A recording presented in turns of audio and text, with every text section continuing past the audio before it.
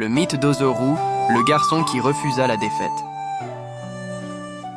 Dans le royaume de Mbarka, où les montagnes touchaient, les cieux et les rivières coulaient, comme des veines à travers la terre fertile, vivait un jeune garçon nommé Ozoru.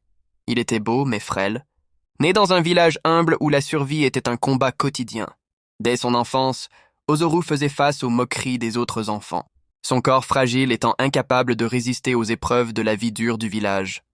Il voulait défendre son peuple, mais à chaque fois qu'il tentait de se battre, ses ennemis le repoussaient. Les coups pleuvaient et la honte grandissait en lui. Toutefois, malgré sa faiblesse apparente, une flamme brûlait dans son cœur, un désir irrépressible de devenir plus fort. Un soir, après une défaite particulièrement humiliante, Ozoru décida qu'il ne vivrait plus jamais dans la peur. Il se retira dans les collines sacrées, où seuls les plus courageux osaient marcher, un lieu où les anciens disaient que les forces du monde habitaient.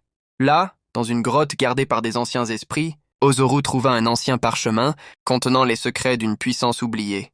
Il comprit alors que pour devenir fort, il devait non seulement entraîner son corps, mais aussi son esprit et son âme. Chaque jour, il s'entraînait, sculptant ses muscles à la sueur de son front, apprenant la maîtrise des éléments naturels autour de lui et méditant pour découvrir la sagesse ancestrale. Il apprit à courir plus vite que le vent, à soulever des pierres plus lourdes que lui-même et à voir les faiblesses de ses ennemis avant même qu'ils ne l'attaquent. Les années passèrent et Ozoru devint un homme. Son corps, autrefois faible, était désormais puissant comme un lion.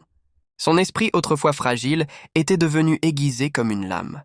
De retour au village, il affronta ceux qui l'avaient autrefois humilié et les vainquit sans effort. Mais ce n'était que le début. Des forces plus grandes menaçaient le royaume. Des créatures des ténèbres, nées des cauchemars, commencèrent à ravager les terres. Personne n'osait les affronter, sauf Ozoru.